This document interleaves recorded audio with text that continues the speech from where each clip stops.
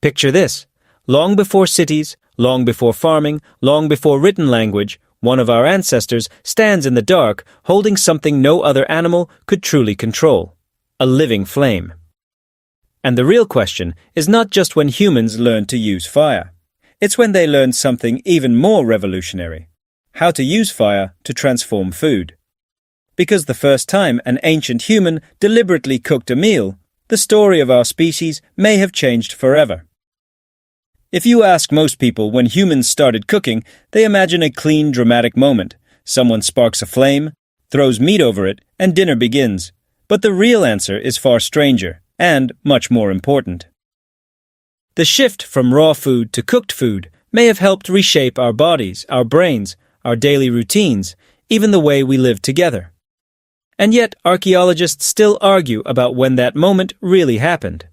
That's what makes this question so compelling. We are not just asking when somebody heated food, we are asking when fire stopped being a danger in the landscape and became a tool of intelligence, when it became technology, when it became culture. And before we go further, tell me in the comments what your first instinct says. Did cooking begin because of hunger, because of safety, or because ancient humans were simply experimenting? To understand the answer, we need to separate three different milestones that people often blur together. First, noticing natural fire. Second, controlling fire. Third, using fire intentionally to cook. Those are not the same event. An animal can approach a wildfire. A hominin can maybe carry a burning branch. But cooking is different. Cooking means planning. Repetition. Understanding that heat changes food in useful ways. That difference matters because the archaeological record is messy. Fire disappears. Ash scatters. Bones decay. A campsite can be flooded, crushed, or erased over hundreds of thousands of years, so the absence of evidence does not always mean the absence of fire. But it does mean scientists have to be extremely careful. A burned bone alone does not prove dinner. A charred patch of ground does not prove a hearth. Sometimes a dead animal may have fallen into a fire naturally. Sometimes food remains were burned as waste.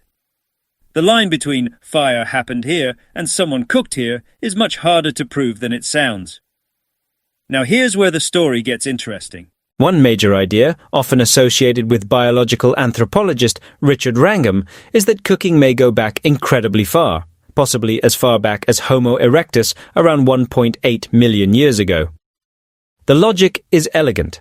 Cooking makes food easier to chew, easier to digest, and more calorie-rich from the body's perspective. In other words, fire can act like an external stomach. Instead of spending huge amounts of energy chewing and digesting raw, fibrous food all day, a cooked diet frees up energy.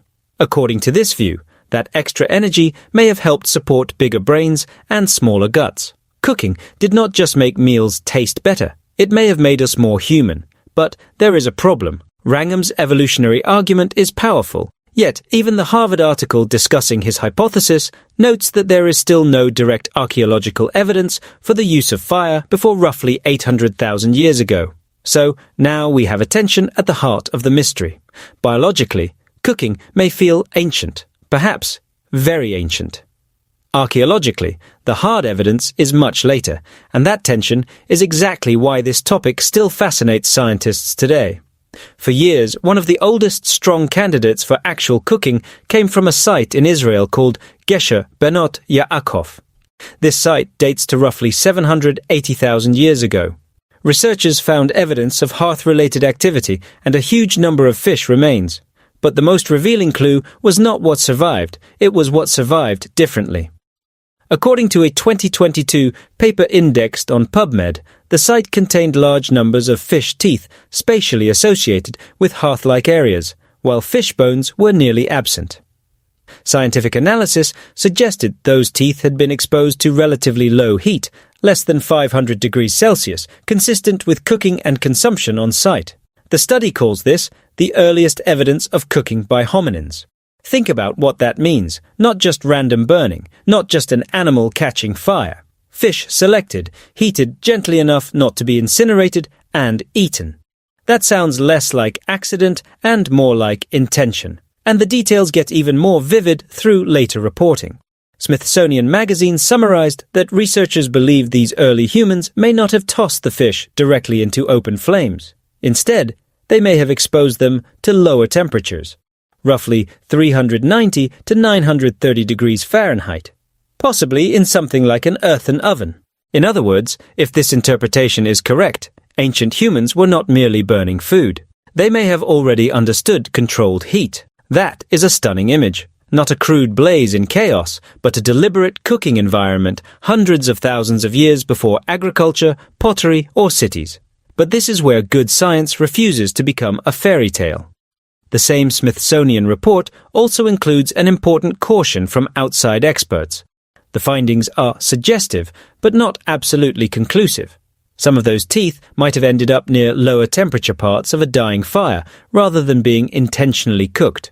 So, even one of the most exciting discoveries in this entire debate still comes with uncertainty attached. That uncertainty is not weakness. It is the whole point.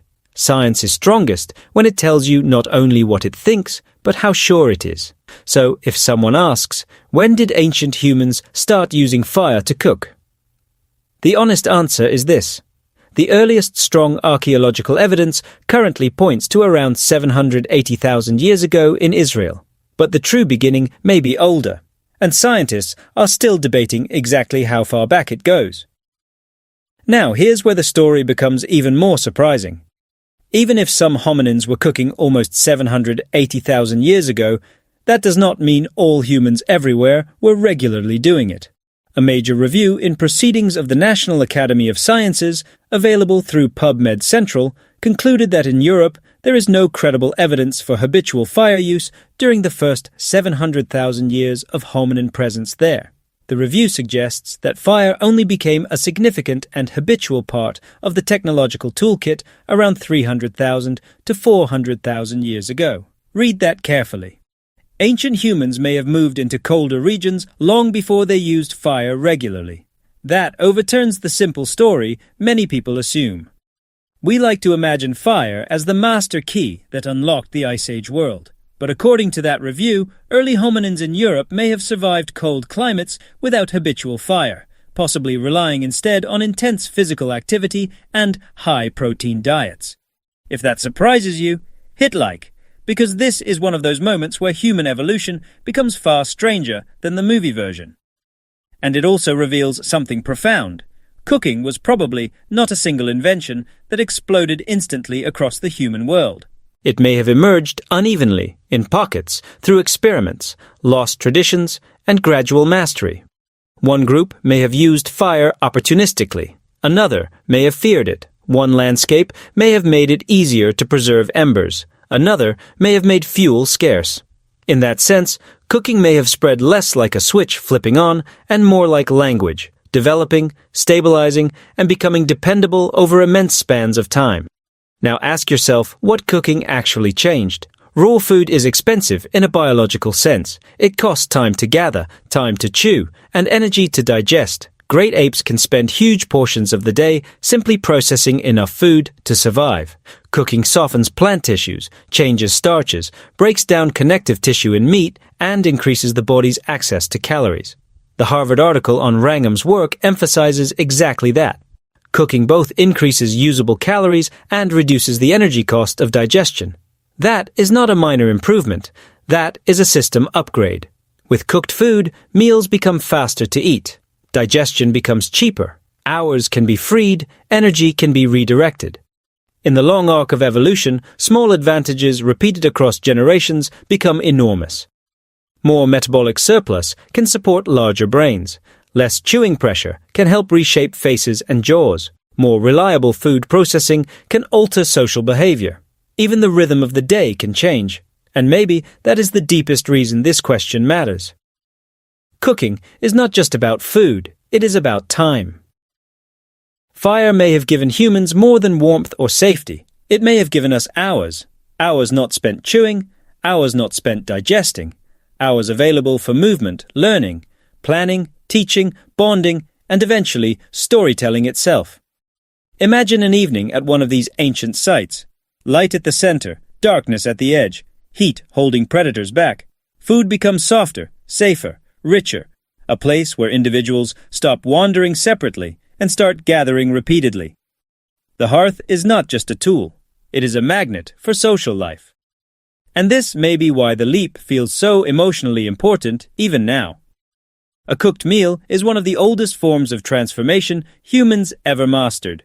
You take something from the wild, expose it to controlled heat, and it becomes something new. More edible, more shareable, sometimes even more symbolic. In a way, cooking is the first chemistry most humans ever practiced. There is also a subtle but important difference between using fire and understanding fire. A wildfire can roast food by accident, but regular cooking requires memory. It requires noticing that certain temperatures work better than others. It requires returning to the same method again. At some point, ancient humans were not just benefiting from fire, they were learning its behavior, and that learning may have unfolded over hundreds of thousands of years.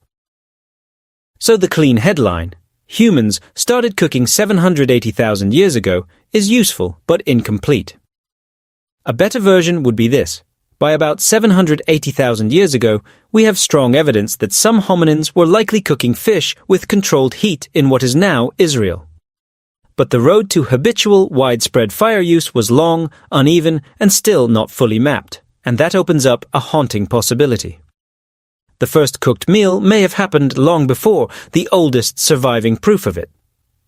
Archaeology gives us the oldest evidence, not always the absolute first event. The first true cook may remain invisible to history forever. Write fish in the comments if you think the earliest convincing cooked meal was probably aquatic rather than meat from land animals, because that detail might completely reshape how people picture prehistoric food. What I love about this mystery is that it makes human evolution feel less like a straight line and more like a flickering fire itself. It flares, fades, spreads, and leaves traces that are sometimes brilliant and sometimes barely visible. We are trying to reconstruct one of the greatest turning points in our story from teeth, ash, temperature signatures, and the ghost outlines of ancient hearths. And yet, even through all that uncertainty, one conclusion stands out. Cooking was not a trivial upgrade. It was a biological, technological, and social revolution. Whether it began 780,000 years ago, earlier than that, or in a form we still cannot clearly detect, once humans learned to reliably use fire for food, life changed at every level, from the gut to the brain, from the campfire to the community. By the time habitual fire use became clearly visible in parts of Europe around 300,000 to 400,000 years ago, the relationship between humans and flame was already becoming much more stable, much more cultural, much more human. So when did ancient humans start using fire to cook? The best evidence we have right now points to at least 780,000 years ago. The bigger scientific debate is whether that date marks the beginning, or simply the earliest surviving footprint of a much older habit. If you enjoy deep dives like this, where one simple question opens an entire ancient world, subscribe, because there are many more human mysteries hiding in plain sight. In the end, maybe the most powerful part of this story is not just that our ancestors learned to make food softer or safer. It is that they learned to take one of nature's most dangerous forces and turn it into nourishment. Fire could destroy. Fire could terrify. But in human hands, fire could also become dinner, shelter, ritual, memory, and eventually civilization. The first cooked meal may be lost to time, but its consequences are still with us every single day.